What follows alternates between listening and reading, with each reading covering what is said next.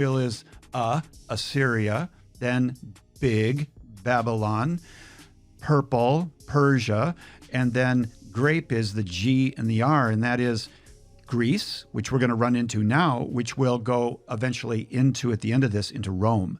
So that's a wonderful way to not get lost and to remember where you're at. We are now entering the rise of the Greek culture, Hellenization, and the star is Alexander the Great. And most of us are familiar with him. In fact, a poll was taken not too long ago in Greece. Who's the greatest Greek ever to live? And it was it was like 100% or 98% Alexander the Great, you know. Wow. Yeah. Even now. Yeah, he really was. And so Alexander the Great, his goal was really to Hellenize the world, which means he wanted the whole world to speak Greek and to worship Greek gods and Greek customs and so forth.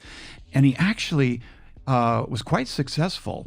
And he was a real military leader. He didn't just sit back and say, guys, go to the left, go to the right. He said, follow me. So he was injured quite a bit.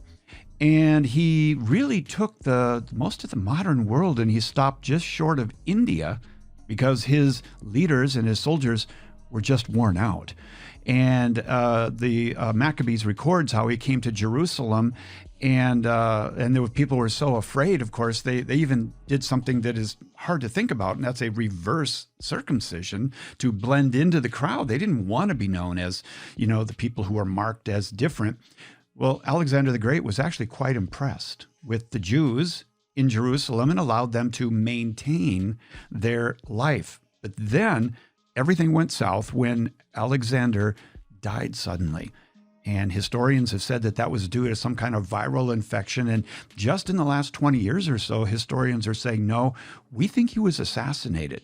But that left his... Really? I guess it's new. Yeah, he left his entire kingdom, if you will, to two generals, the Ptolemies and the Seleucids.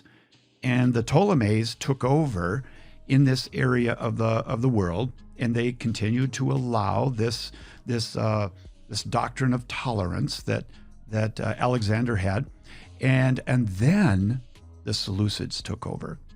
And this is the character Antiochus Epiphanes. He is like the devil on wheels, you know. This right. guy, he's kind of like a modern or more recent Jezebel, Ahab, kind of a all in one. Those older kings of just like did horrible things. Yes. Horrible things. And yes. Naughty Antiochus things. Epiphanes. Naughty things. Yes. Mm-hmm. And so he decided what he was going to do was he's going to strike at the heart of the Jewish people, and he goes to a little city northwest of Jerusalem called Modin. And Modin is very close to the place where the early Christians would walk and they would fellowship with one another. And so anyway, back to the story. He goes to Modin and he starts to pick on the really Orthodox families, and he tries to get them to eat pork. Now, you and I know, and all of our listeners know by this point, that pulled pork is not on the menu, okay? And he's trying to get them to do that, and what do? They resist, and Antiochus Epiphanes even desecrates the temple in Jerusalem. And this brings about a tremendous revolt against the Greek leader Antiochus Epiphanes. And this is the setting now that we have in Maccabees, where a number of really amazing stories take place. And probably the most well-known is Hanukkah, which means that when the Jews resisted the Greeks and took back Jerusalem and the temple, what happened? They rededicated the temple, and lo and behold, a miracle took place. And they didn't have enough oil to rededicate the temple, but the oil that they had lasted, and the temple was rededicated. And they had the Hanukkah today, of course, is observed for 8 nights and days, starting on the 25th day of Kislev, according to the Hebrew calendar. And when they finally realized that they had Jerusalem back, they wanted to rededicate it. And they wanted the lights to shine again. And so while in the New Testament, we don't call it Hanukkah, we do celebrate it. And Jesus does. It's called the Feast of Lights, the Feast of Lights. And of course, Jesus is the light of the world. And so this great holiday of Hanukkah, which our older brothers and sisters, the Jewish people, celebrate every single year, we also celebrate with them as well in the rededicating of the temple.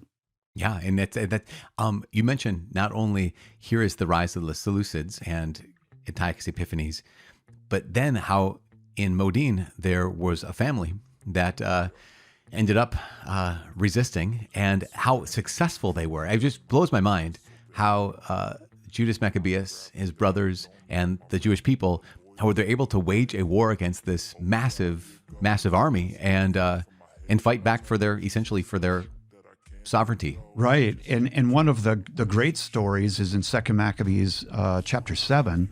And that's the story of a woman who is going to go down in history as being one of the greatest ever in the entire Bible. It's a woman who has 7 sons, and she's a Jewish martyr. Her 7 sons are Jewish martyrs, and they were arrested along with her by Antiochus Epiphanes and forced them to prove their respect to him by consuming pig meat. But they refused, and he tortured and killed the sons one by one in front of this unflinching, this powerful woman. And that is so heroic, so heroic. And what I get out of that, Father, is that, I see the Blessed Virgin Mary, who she stood and she watched her son, who was crucified, who died for the sins of the world, who said, I will not bow, I will be the faithful son. And so we see a perfect picture there of the Blessed Virgin Mary and Jesus. And it's very, very powerful.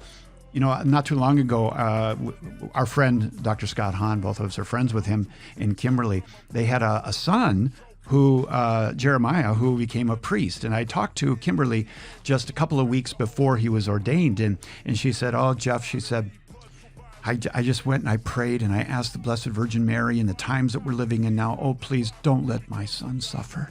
Don't let my son suffer as a priest. I beg you, please don't.